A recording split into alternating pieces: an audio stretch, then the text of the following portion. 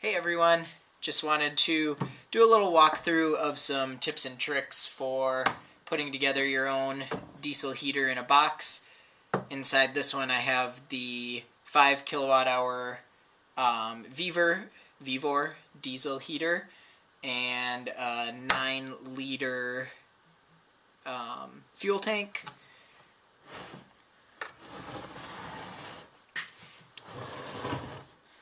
There's the outside of the box there.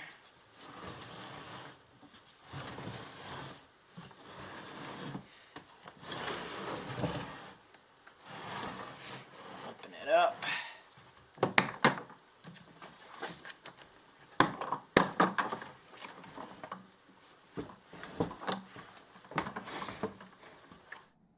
Here's the inside of the box. We have the 5 kilowatt heater, the included tubing connecting from the fresh air intake to the hot air output.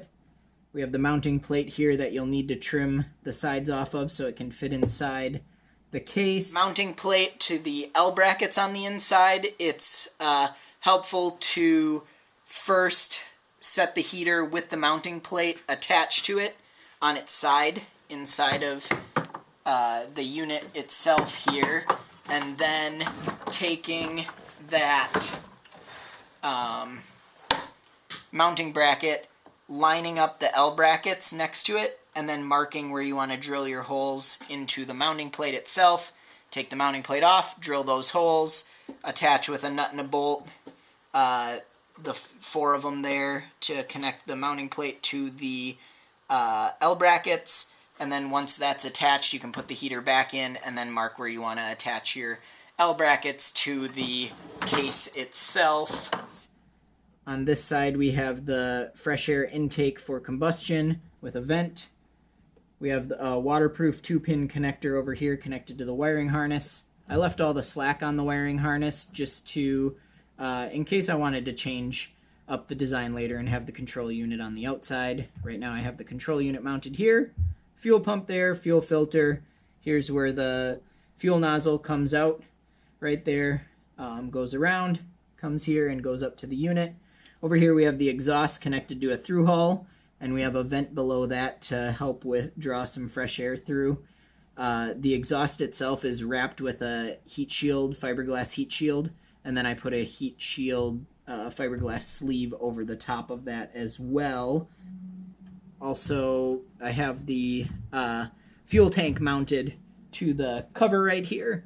These 2 bolts don't have anything on them, and then the 3rd bolt here is what I actually connected the fuel pump to, and the kit comes with this little rubber mounting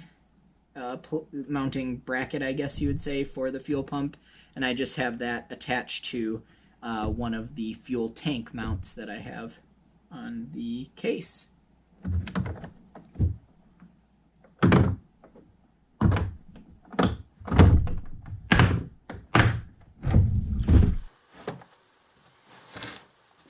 First off, it's really helpful to start with drilling all your holes and doing your layout. After you drill all of your holes, it's helpful to take a piece of sandpaper and just go around the edges of those holes. It takes off all the little hanging pieces of the plastic casing and kind of cleans everything up and helps everything fit more flush.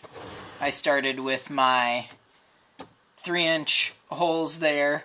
This side has our cold air intake for the heater. This cold air intake side, on the plastic housing of the heater itself, it's a little bit bigger diameter than the hot air output side. It actually comes with a threaded on cap. I didn't end up using that. I was able to make a couple slits in the 3-inch pipe that came with and then kind of get it over the top. It did rip a little. I was able to put a hose clamp on it and then put a little bit of duct tape over to seal up that side for the fresh air intake. And this is a vent for the fresh air intake for the combustion itself. On the other side, have a 3-inch hole for the hot air output, and I sandwiched two of these plates together. One goes into the unit, one comes out. If you're able to make the fitment of the heater a little bit easier with that flexible tubing on the inside, it gets a little tight because of the full length of this that's sticking inside the unit. So if you can, on that inside one, take about ½ inch off. It would make it a lot easier to fit that in between those two inside of there. And I put some silicone between those two there.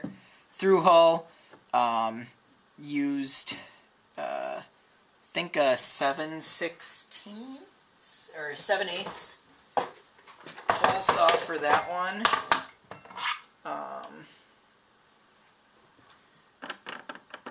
Or 1 inch? 1 inch for that one, yeah. And a 7/8 was for the waterproof connector over on the other side there. And then on the back here, I just have a vent down for the the exhaust to get a little cooling happening there and a little pulling the cool air through to help with that. Also helpful to trace the outside of these. You need to take off some of the supports on the box itself so that these fit. So to get this plate to fit, I had to, there's a little support under this lip here, and multi-tool is really helpful to get that off. Same with here. We have the ridges of the box, so I just took a multi-tool to get those ridges off so that those would mount flush there.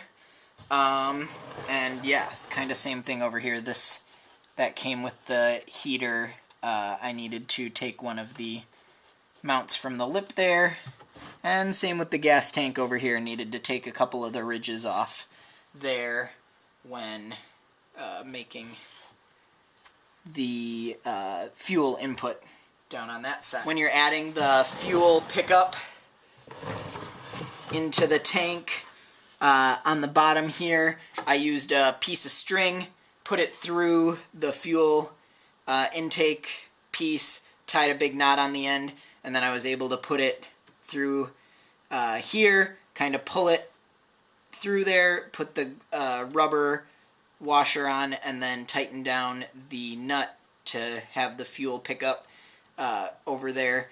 When you kind of set it down and you're drilling your hole for the fuel intake, it's also helpful to set the fuel intake on the outside of the fuel tank, just so you can see the farthest down you can go without getting to that curvature at the bottom there, so it's still flush and it'll stay sealed.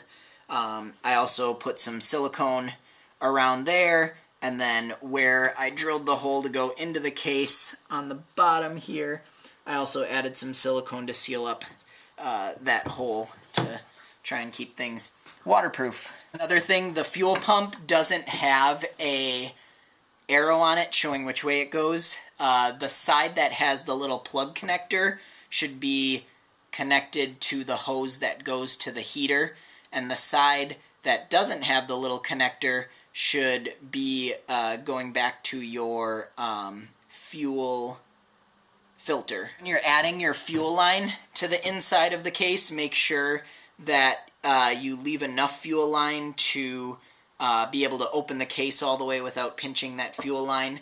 I also used some of the included zip ties inside of there to keep the fuel lines kind of away from the exhaust side of the whole unit. Also, the exhaust that comes with the 5 kilowatt VEVOR heater is 24 millimeters at the ends, but it's not on the kind of corrugated part, so you do have to buy a different exhaust to fit from your through hull to the heater itself. I also use some high temperature silicone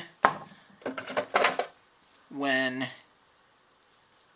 attaching the exhaust pipe, just to really help seal it up and not have any leaks for exhaust going into the case there.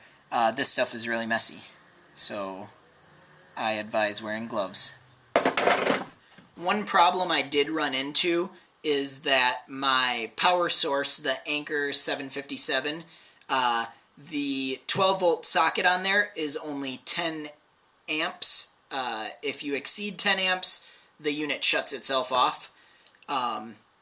This doesn't take a lot of amps once it's running, but at startup you're looking at somewhere between that 10 to 15 amp range when the glow plug is warming the unit up for the first couple minutes, and when you're shutting the unit down, the glow plug goes on again to burn off any carbon.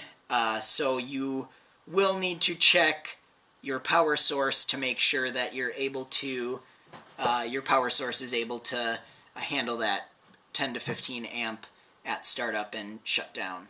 And that's about it. I just wanted to share my experience with building this diesel heater. I've had it running in our garage for a while, and it's been great.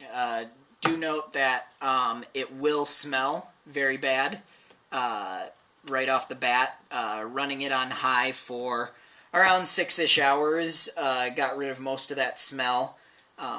I set this outside and kind of run it underneath the flexible tubing underneath our garage door, and yeah, it works great. Just know, like I said, that you'll have that smell to start off with, so let it run for a while. You could even just let it run outside without the hose attached and just let that smell burn off. I hope this is helpful to anyone who is going to undertake building their own diesel heater in a box.